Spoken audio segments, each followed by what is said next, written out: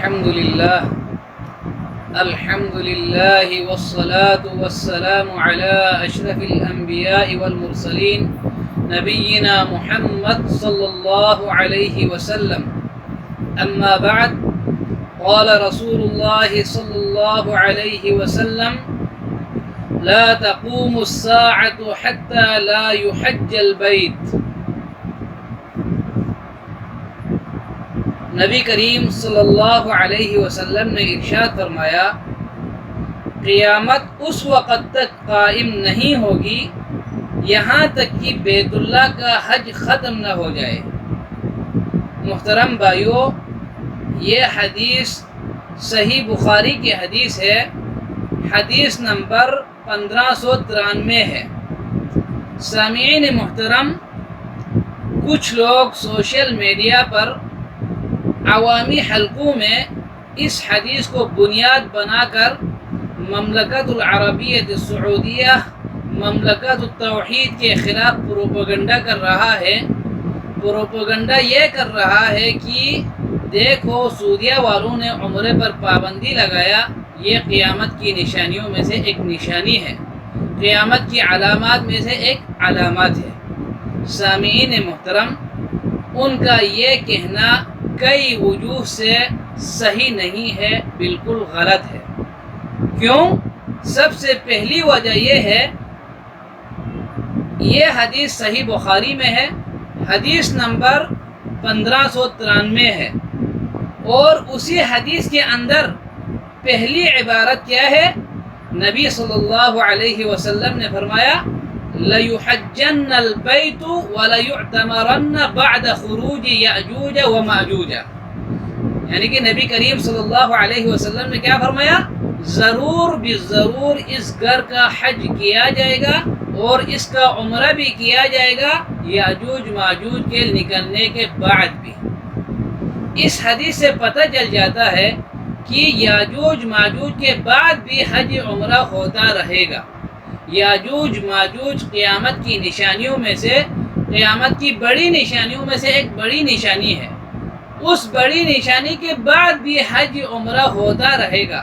تو اس کا مطلب یہ ہو گیا، جو آج کل احتیاطی تدابیر کو ملحوظ رکھ کر سعودیہ نے کچھ پابندیاں لگائی ہے، اس سے مراد قیامت کی نشانی نہیں ہے، کیونکہ قیامت کی نشانی ہوتا تو یاجوج ماجوج وہ نشانی ابھی پورا بھی نہیں ہوا ہے۔ یاجوج ماجوج کی جو قیامت سے پہلے ایک بڑی نشانی ہے، وہ ابھی آیا ہی نہیں ہے۔ اس لیے یہ معلوم ہوتا ہے کہ یہ جو آج کل احتیاط کے طور پر انہوں نے پابندی لگائی، یہ قیامت کی نشانیوں میں سے نشانی نہیں ہے۔ دوسری وجہ، اس حدیث میں عمرے کا ذکر نہیں ہے، یعنی کہ ابھی حج شروع ہی نہیں ہوا، ابھی صرف انہوں نے عمرے پر پابندی لگایا ہوا ہے، وہ بھی باہر سے آنے والوں کے لیے ہے، اندر جو سعودیہ میں ہے وہ لوگ ابھی بھی الحمدللہ عمرہ کر رہا ہے۔ تیسری وجہ یہ ہے، یہ اس وقت قیامت کی نشانی ہوگا جب لوگ حج عمرہ کرنا چھوڑ دیں گے، یعنی کہ دین سے اتنی دور ہو جائیں گے، اسلام سے اتنی دور ہو جائیں گے، وہ حج عمرہ ہی نہیں کریں گے، حج عمرہ ترک کریں گے۔ آپ دیکھیں، آج کل تو الحمدللہ تمام مسلمان تڑپ رہے ہیں کب یہ پابندی ختم ہو جائے گا۔ سب کے اندر حج عمرے کی شوق ہے، کرنے کو دل کر رہا ہے، اس لیے یہ قیامت کی نشانی نہیں ہے۔ قیامت کی نشانی اس وقت ہوگا جب لوگوں کے اندر ہی حج عمرے کا جو شوق ختم ہو جائے، حج عمرہ کرنا ترک کر دے۔ چوتھی وجہ یہ ہے کہ قیامت کی نشانی کا مطلب کیا ہے؟ قیامت قریب آ گیا ہے۔ قیامت قریب آنے کا مطلب کیا ہے؟ ہمیں قیامت کی تیاری کرنا چاہیے۔ اب قیامت برپا ہونے والا ہے، گناہوں کو چھوڑنا چاہیے، حرام کمانا چھوڑنا چاہیے، حلال کمانے کی عادت کرنا چاہیے، نمازوں کی پابندی کرنا چاہیے، اپنے عقیدے کو صحیح کرنا چاہیے۔ مطلب کیا ہے؟ بالفرض اگر یہ قیامت کی نشانی مان لیں، تب بھی قیامت کی نشانی کا مطلب کیا ہے؟ قیامت قریب آ گیا ہے، ہمیں قیامت کے لیے تیاری کرنا چاہیے۔ اور پانچویں وجہ کیا ہے؟ اس سے بھی بڑی قیامت کی نشانی ہمارے گھروں میں ہی ہے۔ آپ دیکھو، گھر کا ماحول دیکھو، ہماری بیٹی گھر سے کس حالت میں نکلتے ہیں، ہماری بیوی، ہماری بہنیں گھر سے کس فیشن لباس میں نکل رہے ہیں، کیا ہمیں پتہ یہ قیامت کی نشانی نہیں ہے؟ نبی کریم صلی اللہ علیہ وسلم نے ارشاد فرمایا قیامت کے قریب ایسی عورتیں ہوں گے، ان کے بارے میں کیا فرمایا؟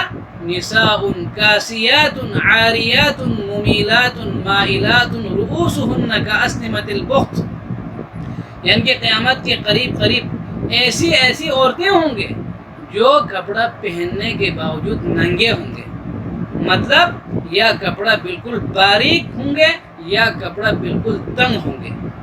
آپ لوگ دیکھ رہے ہیں آج کل کس طرح کی فیشن کپڑے پہنتے ہیں، کس طرح کی حالت میں ہماری بہنیں، بیویاں، ہماری بیٹیاں کس طرح گھر سے باہر نکلتے ہیں، ہمیں پتہ ہی نہیں ہے۔